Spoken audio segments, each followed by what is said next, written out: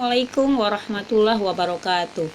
Selamat siang anak-anak ibu, baik kelas 10 MIPA maupun 10 MIPS. Alhamdulillah kita masih dalam keadaan sehat walafiat.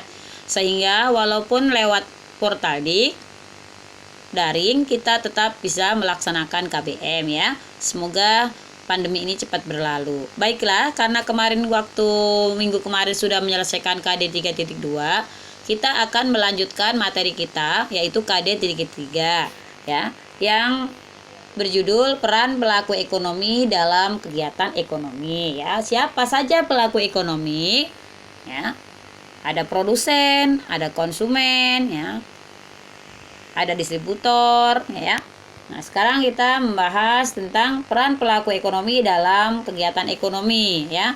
Yang pertama, Ibu akan menjelaskan tentang produksi sebagai kegiatan ekonomi ya. Apa itu produksi sudah kita bahas waktu di KD 3.2. Akan tetapi akan Ibu ulas sedikit bahwa produksi itu adalah suatu kegiatan menambah faedah atau kegunaan suatu benda atau menciptakan benda baru sehingga lebih bermanfaat dalam memenuhi kebutuhan ya. Kegiatan menambah faedah suatu benda dengan mengubah sifat dan bentuknya dinamakan produksi barang. Kegiatan yang menambah faedah suatu tanpa mengubah bentuknya dinamakan produksi jasa, yaitu yang nanti akan kita jelaskan di poin berikutnya. Baiklah, kalian amati gambar tersebut. Gambar apa ya kira-kira? Itu adalah gambar seseorang yang sedang memecahkan batu kali ya, dari batu besar menjadi batu kecil-kecil. Apakah kegiatan tersebut termasuk kegiatan produksi? Ya, betul. Kegiatan tersebut termasuk kegiatan produksi karena mengubah dari bentuk batu besar dan menjadi batu kecil dan bisa menambah faedah. Yang tadinya batu besar hanya untuk bisa dipakai bahan bangunan pondasi rumah, misalnya pondasi bangunan, kalau dipecahkan menjadi batu kecil-kecil bisa untuk adukan pengecoran, misalnya seperti itu ya. Kegiatan mencah batu kali juga menjadi kegiatan produksi ya. Tidak hanya suatu kegiatan yang misalnya dilaksanakan pada perusahaan besar, misalnya produksi sampo, produksi sabun, bukan ya. Jadi produksi intinya suatu kegiatan walaupun itu dilakukan perorangan ataupun beberapa orang, kalau ada manfaat dan kegunaannya dan bernilai secara ekonomi, itu akan dijadikan atau disebut sebagai produksi. Baik, Ibu lanjut. Tadi sudah sedikit Ibu singgung, produksi dibagi menjadi dua. Ada produksi barang dan ada produksi jasa. Apa bedanya produksi barang dan produksi jasa? Produksi barang adalah kegiatan menambah faedah suatu benda dengan mengubah sifat dan bentuknya, dinamakan produksi barang. Jadi kita harus merubah bentuknya, seperti misalnya kedelai. Kita ubah menjadi, kita produksi menjadi tempe. Nah, kedelai sudah tidak lagi berwujud kedelai yang masih utuh, akan tapi sudah bisa dinikmati atau dijual, bahkan dimakan atau dikonsumsi. Itu dinamakan produksi barang. Yang kedua, produksi jasa. Apa sih produksi jasa itu? Kegiatan menambah faedah suatu benda tanpa mengubah bentuk dinamakan produksi jasa ya. Hanya menjualnya saja ya. Seperti misalnya kita beli tempe, sudah jadi tempe, kita tidak merubah apa-apa ya, berarti kita hanya sebagai penjual tempe, itu jasa ya. Kalau tidak merubah bentuk, misalnya ban motor kita, nah bocor misalnya, kan tidak dirubah ban motornya, hanya dibetulin, yang bocor dikasih ditambal jadilah bagus. Nah, itu namanya jasa ya. Yang berikutnya adalah tujuan kegiatan produksi. Apa sih sebenarnya para pelaku produksi, para pelaku ekonomi melaksanakan kegiatan yang pertama itu produksi? Tujuannya sebenarnya adalah secara umum untuk memenuhi kebutuhan manusia, untuk mencapai kemakmuran. Kemakmuran bisa tercapai jika tersedia barang dan jasa dalam jumlah yang mencukupi. Bagi produsen, tujuan produksi adalah meningkatkan keuntungan serta menjaga kesinambungan perusahaan. Apa itu kesinambungan perusahaan?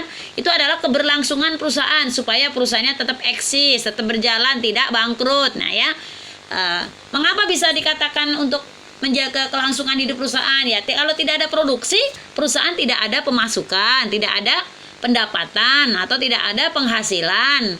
Nah, kalau tidak ada pendapatan, bagaimana mau membayar karyawan? Bagaimana mau melanjutkan usaha perusahaan tersebut ya.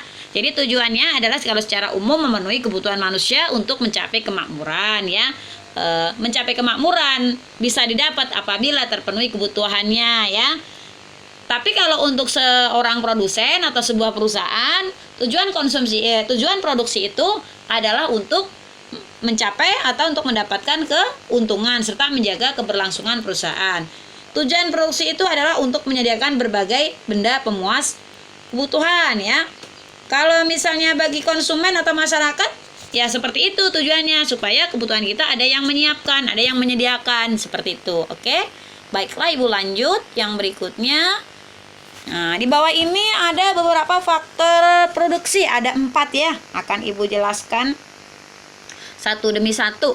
Yang pertama itu faktor produksi alam, anak-anak. Faktor produksi alam itu natural ya, the natural resource ya. Faktor produksi alam itu meliputi apa saja? Tanah, air, sinar matahari, udara, barang tambang.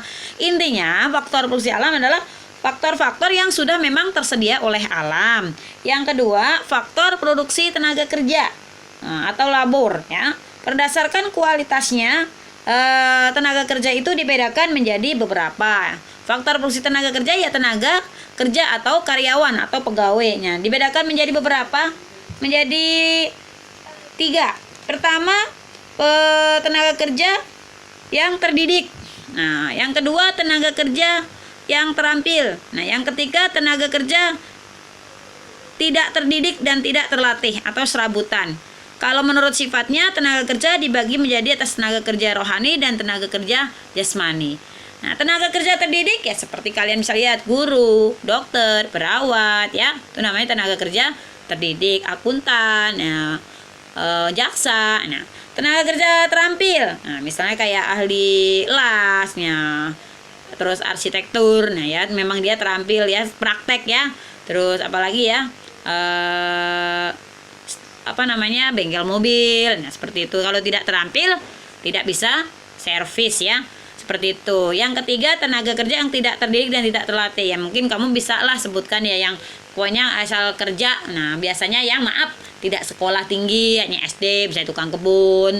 Terus bukan Ibu merendahkan, tapi yang tidak terdidik dan tidak terlatih. Kalau yang kedua masih mending, walaupun dia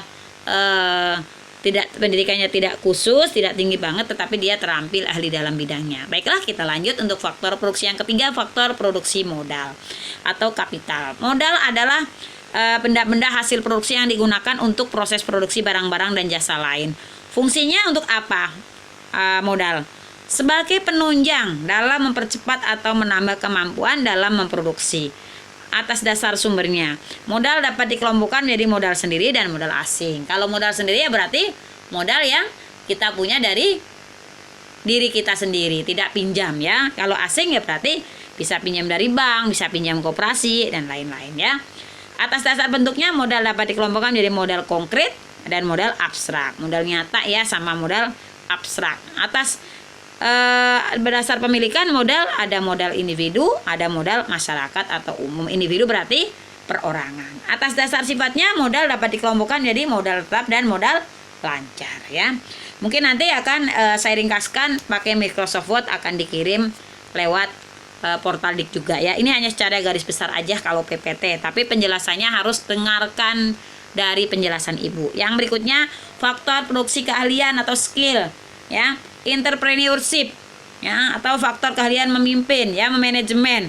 Faktor produksi terakhir tidak kalah penting, justru paling penting. Walaupun ada faktor produksi alam cukup, tenaga kerja cukup, modalnya cukup, kalau tidak mempunyai faktor yang keempat, keahlian atau entrepreneurship, maka perusahaan tersebut tidak bisa berjalan atau maju ya. Faktor produksi keahlian atau yaitu keahlian atau keterampilan yang digunakan seseorang dalam mengkoordinasikan dan mengelola faktor produksi yang ada di atas, barang dan jasa ya. Faktor produksi alam, tenaga kerja disebut faktor produksi asli. Nah, ini ya. Jadi yang alam dan tenaga kerja faktor produksi asli. Sedangkan kalau faktor modal dan keahlian ya disebut faktor produksi turunan. Ibu ulangi sekali lagi. Faktor produksi alam dan faktor produksi tenaga kerja disebut faktor produksi asli. Faktor produksi modal dan keahlian disebut faktor produksi turunan. Oke, lanjut. Dalam teori perilaku produsen, pembahasan ini tidak mencakup proses produksi tersebut, namun juga proses lain yang harus kita jalani agar tujuan bisa tercapai ya. Jadi tidak hanya membahas proses produksi saja, tetapi juga harus dibahas yang lain. Agar dapat lebih mengenal perilaku produsen, maka kita harus melakukan beberapa hal ya. Produksi mencari keuntungan, produksi menetapkan biaya, produksi harus menghasilkan barang dan jasa sesuai yang kebutuhan.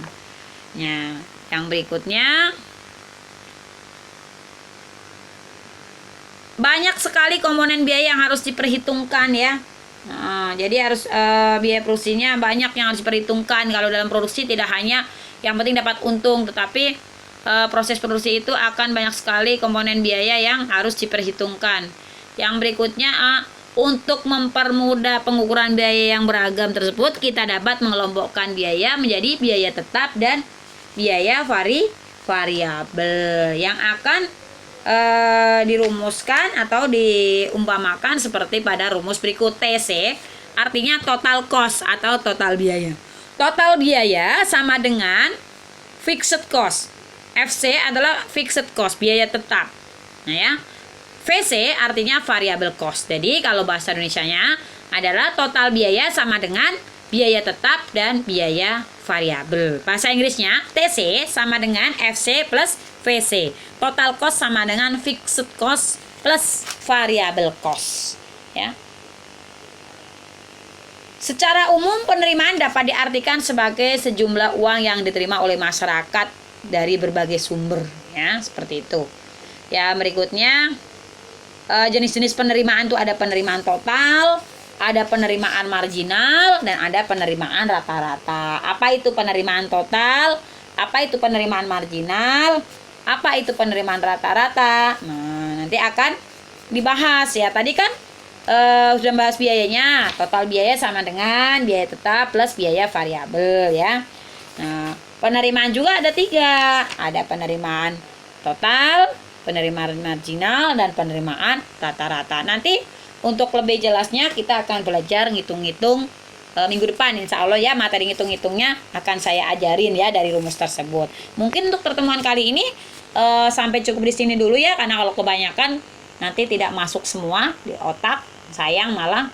Jadi sedikit-sedikit yang penting kamu paham.